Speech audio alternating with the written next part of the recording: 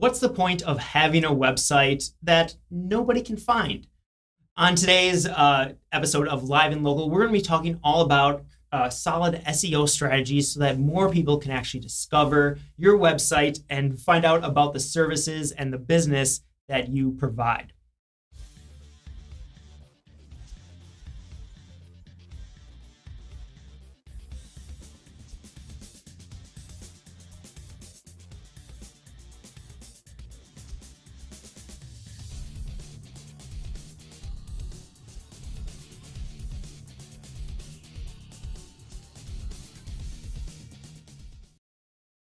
Hello and welcome to this episode of Live and Local. My name is Nick Polkuski, and I am very excited to have you here because each week we talk about how you as a local business can grow your reach and attract more customers and clients through live video. And today we're going to be talking about an extremely important topic with our guest here, Joey from Cuppa SEO. We're going to be talking all about how you can get found online, which is something that every business needs to do nowadays. Yeah. So Joey, thank you so much for joining me. Oh, you're welcome. Thanks for having me. Yeah, I'm super excited to have you here. We've known each other for quite a while now, going back a few years now at this point. And I always enjoy sitting down and talking with you and chatting about business, chatting about kind of what's new in content marketing world. Mm-hmm. And now we finally decided to record a live stream or turn on the video cameras for one of our chats. So I love that. Cool, man. Yeah, so Joey, just tell me a little bit more about, or tell the people a little bit more about your business, about Cuppa SEO and what you do. Sure. Well, Cuppa SEO, I like to call it a holistic web design firm. And I say holistic because it looks at your website as a whole. So what we're really looking to do with every client's website is make sure they get found, make sure that the website is building trust the second that a visitor shows up there, and that we also want to make sure that it's easy for that visitor to take the next step in becoming a customer, whether it's filling out a contact form, buying a product, or some other kind of call to action. And we really just love web design. And of course, we have a specialty in SEO. Yeah. Every site we build is well optimized. Yeah, and you've been involved in marketing for a long time. Was it like 20 plus years of experience in the marketing world? Yes. With all kinds of pretty impressive businesses. And so how did you get started here with Cuppa SEO? Like, how did that come? Mm-hmm. Well, I was really lucky over the years to be in a position to learn from a lot of really smart people who were good writers, who good marketers. The SEO part kind of fell into my lap, gosh, almost 10 years ago now. And I had actually been laid off from a job, but also knew at that same time that it was going to be a great gift. Because oftentimes with our business, with our lives, what we choose is what we get, right? Exactly. And I think that's kind of good, even with SEO. If we choose to implement good SEO into our site, then we can expect to get more clients. But I was paid for about 6 weeks to learn about SEO. I had known a bit about it already, but I had got the bug. Nice. And that was it, and there was no looking back. And I just started everywhere. Every project was an SEO project to some degree. And with Cuppa SEO, it was really interesting. I had seen two guys speak, Wayne Brightbeth, who was a big LinkedIn guy from Milwaukee, and a guy who used to be local was talking about Twitter. And I was sitting in the audience, and they're talking about this stuff, and I said, why the heck aren't I doing this? I love SEO. I'm a geek about it. I'm always learning about it. And in that moment, Cuppa SEO was born. Nice. Yeah. I like it. That's awesome. So what has been, I guess, let's talk about, since you've been around SEO for a while, what have been some of the big changes you've seen? I'm just kind of curious about that. Yeah, it's interesting because from early on, I had a very specific philosophy about SEO, and that it needed to be reader-centric. It had to be about whoever was visiting your website or your blog. So really, it was always to me about relationships, even if it was on a homepage or a subpage or a selling page. It was always about providing value, providing good content, solving problems. So what I found over time is that Google has kind of adjusted their algorithm more and more to how we already do stuff. I love that. Like, that's awesome, because so many, especially people who started in SEO back in the day, it was all about gaming the system, figuring out how you could get Google to think you had all this stuff. And really, I love how Google has slowly corrected things, but people like you have just been implementing a lot of those exact same practices that they're really looking for, and really focusing in on that value piece, because I think that's the important thing. That's what, as business owners, especially local business owners, I think that's what so many people want to do anyways. Right. So like, let's just figure out what little tweaks you need to do in order to make that as SEO friendly as possible. Yeah. In addition to what we just talked about, the two things that really have evolved, one is mobile, which of course isn't new anymore, but I still see a lot of websites out there that aren't mobile friendly. And if you're not mobile friendly, you're going to get a ding to your SEO, and you might disappear into what I like to call the black hole of Google Panda. So you don't want to go there. Okay. No. I've taken customers out of that black hole. It is possible. That's been a big deal. And what I've also seen more and more, and it keeps changing, is the fresh content factor. Which really should always come from your blog. Your blog should always be part of your main website. It shouldn't be its own URL. Right. Yeah. Want to keep it as a sub page, not a subdomain. And I've kind of seen this transition, as WordPress has become bigger and as mobile's become bigger. There are some websites out there that aren't WordPress. They're HTML or even Drupal, which isn't too bad. But people, they kind of tack on a blog, but it's not part of their main website. And so Google doesn't really consider anything that's going on in the blog as, you don't get credit for it on your website. Right. It's a completely separate thing. So it doesn't even necessarily matter. Like, you're building up SEO in the wrong location. Right. And you wind up competing with yourself. So your blog's got all this fresh content and probably, kind of getting more authority. And then your website's sitting over there just like in opposite corners. Yeah. That's crazy.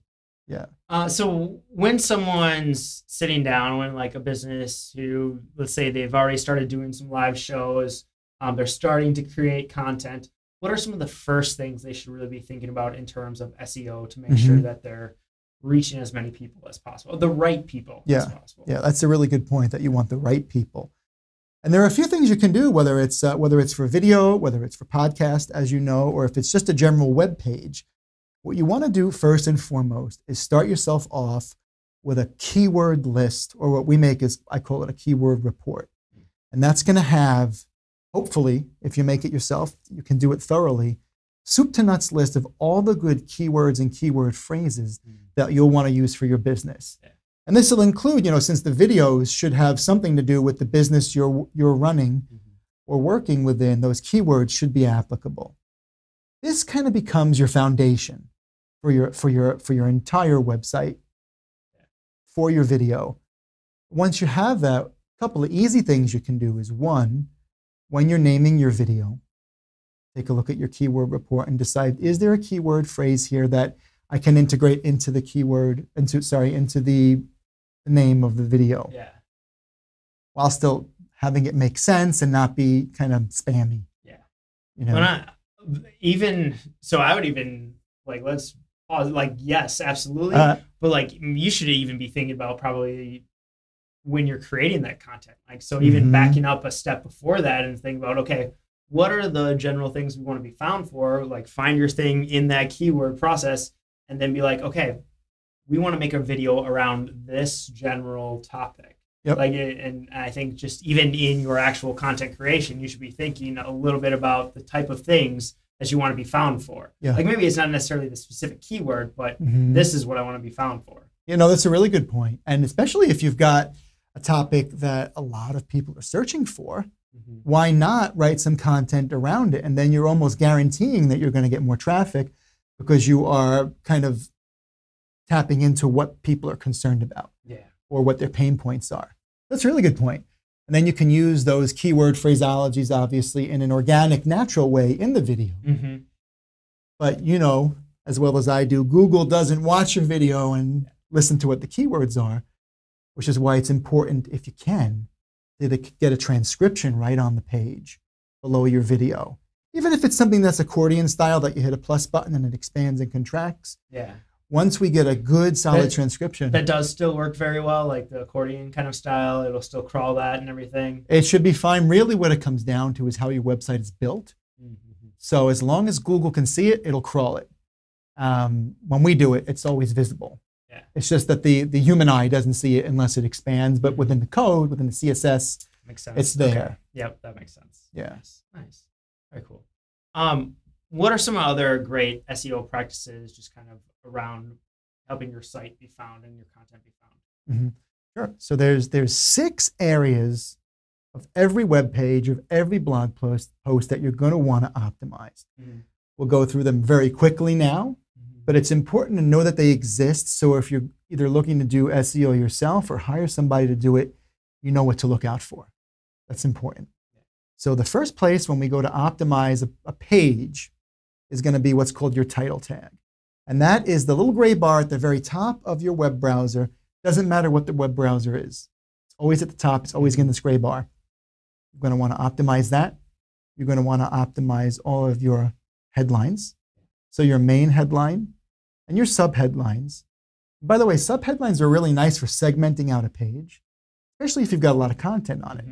Makes it a better user experience for the viewer kind of to hone in on what they want to look at and learn about. And when you're saying breaking that up, I'm imagining the ones I've seen that I've really liked have done it, like say on their about page, like they have all kinds of different sub headlines to kind of walk people through that story. Is that exactly like what you're talking about? Is that a good practice for people to do? Yeah, it's nice because on an about page, you might have philosophy, you might have about the owners or history. You know, so if we wind up with those subheadlines, it just makes it easier because sometimes people don't care about the history. They want to learn about the philosophy.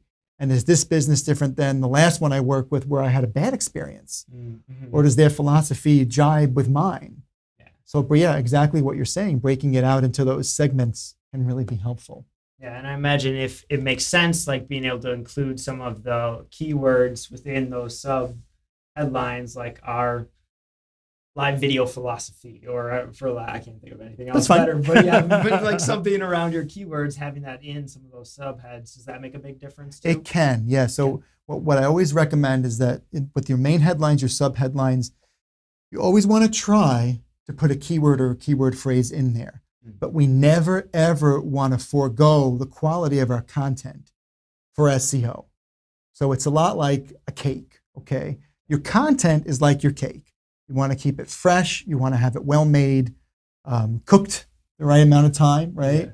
And your SEO is almost like the frosting on the cake. If your cake is stale, it doesn't matter what you're doing on top of it. It's always going to be bad. Right, right. So we never want to sacrifice the good, solid writing for SEO because sometimes just things sound awkward. And if it sounds awkward, it's okay. We just move on.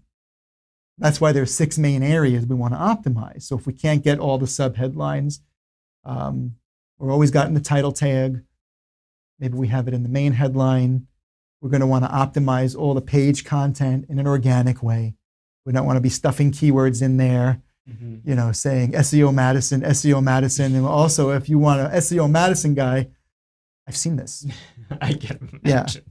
And sometimes these, when they're new sites, because they're all fresh content, they jump up to the top for a few weeks and then they disappear. It's a weird thing. This is why Google is not perfect. So in addition to your page copy, any text links that you might have, like leading somebody to your contact page or to a special offer, if you can get a keyword phrase or a phraseology in there, that's going to help.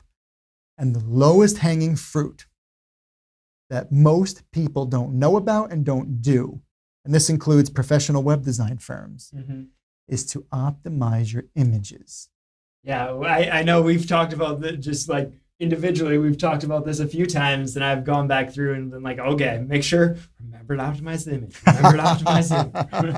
Like that's been a big thing that I've been constantly kind of hanging on to. Like, okay, let's change the name of the file, let's optimize the image, and make sure at least I'm doing that much. So I know that's one thing with me. I tend to not focus on SEO probably as much as I should, to be honest. Like I know it's a huge deal. It's going to help boost up in the rankings, both on just like normal content, but now that we're really diving into YouTube, So like this is being simulcast to YouTube right now. We also will do other videos on YouTube, and like I'm putting more effort there. Yeah. I'm really realizing how important SEO and stuff like that is on a platform like that, especially. It really is. It really is. The good news is on YouTube, it's not as extensive as optimizing a website. Right. But you still need to know what you're doing. You still need to know what those keywords are.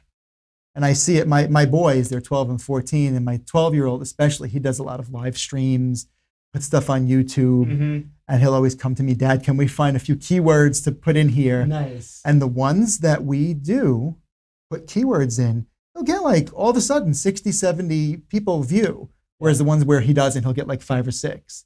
And it's usually the same kind of thing he's streaming about. So it makes a big difference. It makes a difference, yeah. That's awesome to really think about. And that's, I guess, one of the big takeaways that I want people to have from today. And one of the reasons I asked you on here is just, I think it's so important to think about some of this stuff ahead of time as you're kind of creating your content, and just have, even if it's a very basic list of little check boxes to do every single time with your videos, with your content, right? Making sure you get the all those little check boxes of adding those things into your images, just figuring out what your keywords are. Like those little differences will add up in the long run, especially if you're creating weekly content. Yep, you're absolutely right. And it does a couple of things. So when you're doing that, one, if you are housing, even if it's YouTube, if you are embedding that video on your website and also putting the transcription on your website, that's going to give you SEO. It's going to give you fresh content, which is also good for SEO. And it's going to help you engage with more people. So everybody wins. It's not just about making Google happy. It's about getting those people to your site so they can watch what you want to talk about with them. And that kind of leads me to something I wanted to bring up today, which is that fresh content. And video is fresh content. Your transcription is fresh content. And if you're not quite there where you're making consistent videos, even just a blog post is super helpful. Google Penguin is one of the algorithms that Google runs. It's all kind of folded into each other, all the algorithms these days. But Google Penguin specifically looks for this fresh content, and it will judge your website and your blog based on how long ago did fresh content happen. But here's the thing. A lot of the time, an SEO firm will say to a client, hey, we're going to put you on retainer, and we're going to optimize, we're going to kind of change up some of your subpages and your homepage. We're going to freshen it up once a month.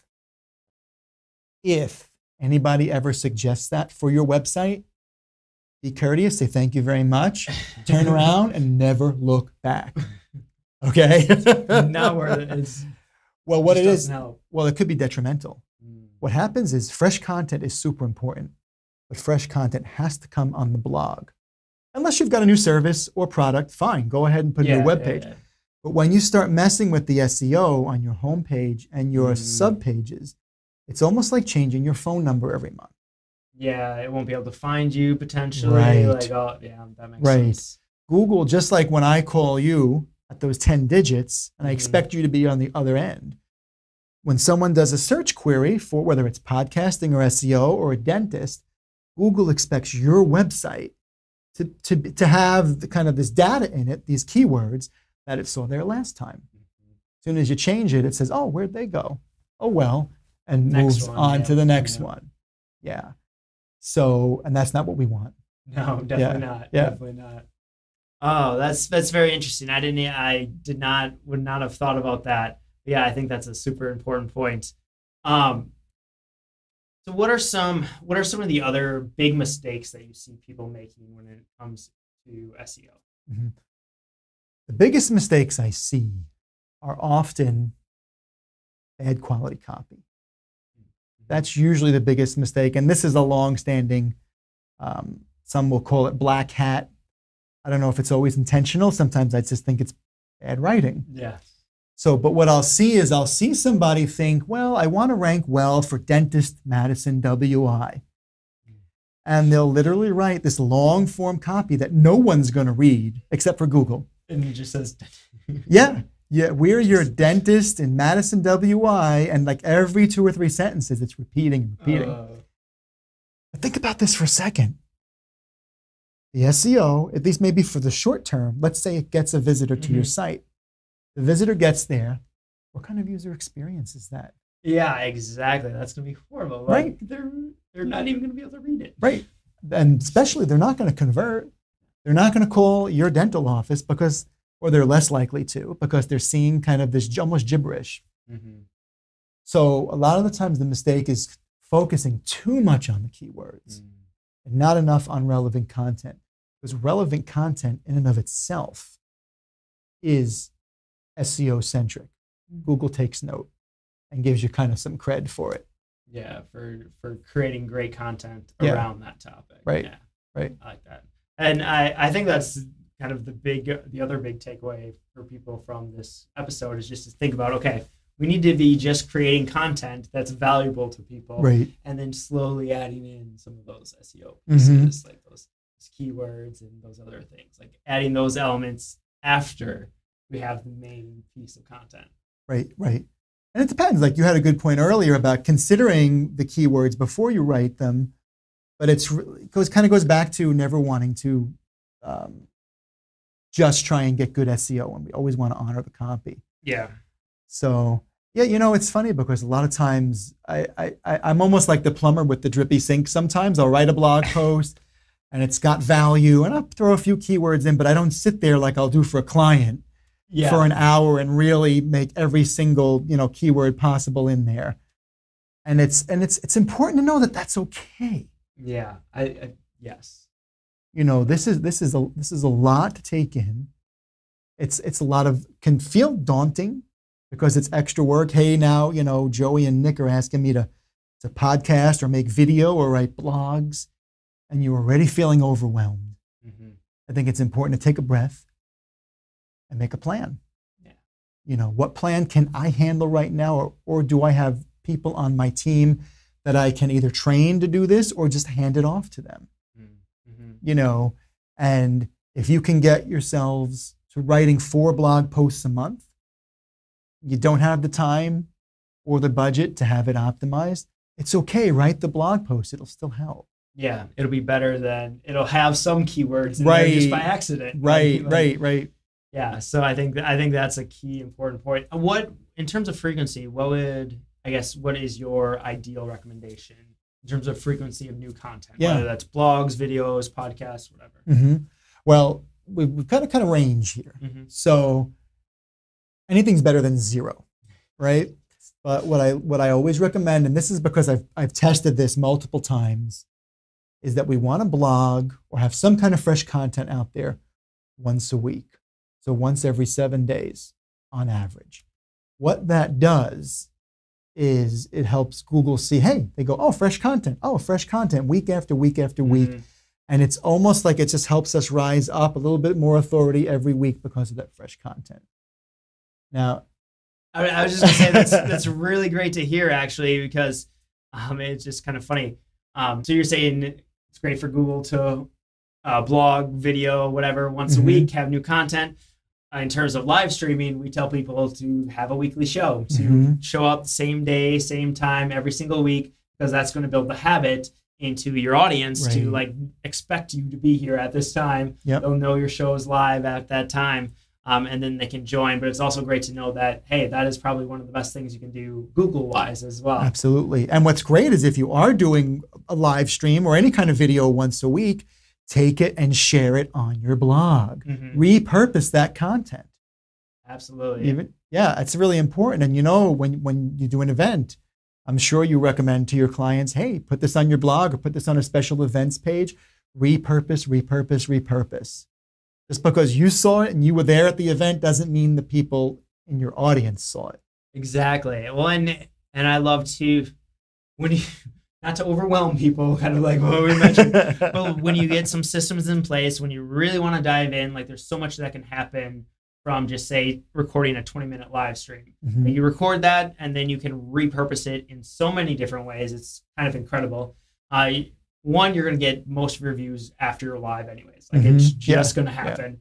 But then you can upload it to YouTube. Then you can post on your blog with little blog blurb underneath. You can have the full transcription there as well. Yep. You can strip out the audio and have a podcast. You can break it down in so many different ways. I think one time I sat down and mind mapped everything, and there was like something like 33 different unique types of content that can be made from one 20-minute video. Cool. I believe it. Yeah, I believe it. It's just incredible. Yeah. And I'll often, be asked, well, how long should my video or my blogs be? And it's, it's really how much can you handle? I think that's a place to start. Last year I did these things, I called them 2-Minute Tuesdays. And every Tuesday I would do a 2-minute spot. It still took time to prep and get the lights and the mic set and make sure I comb my hair and all that, but it was just 2 minutes. And then I had 5-Minute Fridays, which again was more manageable than trying to do an hour-long stream. And I tell you, some of those, after a couple days, 500 people saw it. Yeah. And for me, that was a big deal that 500 people saw it. Yeah, that's awesome. Yeah. What are the kind of questions you got for me? So we're talking a lot about like different content. Just to kind of wrap things up, I guess, what would be, if people are just getting started, what's your kind of first action for them to take? What's the action is you're going to want to really figure out what keywords are best for your business. And I say best for your business because there could literally be a dentist in California, and they might have some different keywords than a dentist in Madison, Wisconsin. And really what happens is, the main thing is you don't want that on your page. Right. Yeah. So now all of a sudden on your dental cleaning page, maybe you've got your hero image is of an actual client with one of the dental assistants. Yeah. Name that, dental cleaning in Madison, WI. When we do it in that way, we want to do it in an organic way. So if someone reads what it says, it still makes sense to what the picture shows us. Yeah. But we've got clients, some of our clients have sometimes, 10, 20 icons, buttons that are actually images, small images, hero images. It gives a really nice opportunity to optimize. Nice. Oh, I like that. That's a good little kind of like insider tactic that I really like. Like, I think that's neat. I would have never thought about that. I am already thinking about things we need to change on our site and go back and kind of optimize for some of those things. 'Cause, yeah, you're never going to have a keyword that is like dentistry in Madison. Like, it just doesn't make sense in any copy necessarily. Like, there are those keywords like that, but I think it's so important to have them on there. I think that's a good one. Yeah, and that's oftentimes people are really searching because they either live in the area they want to search for or they work there.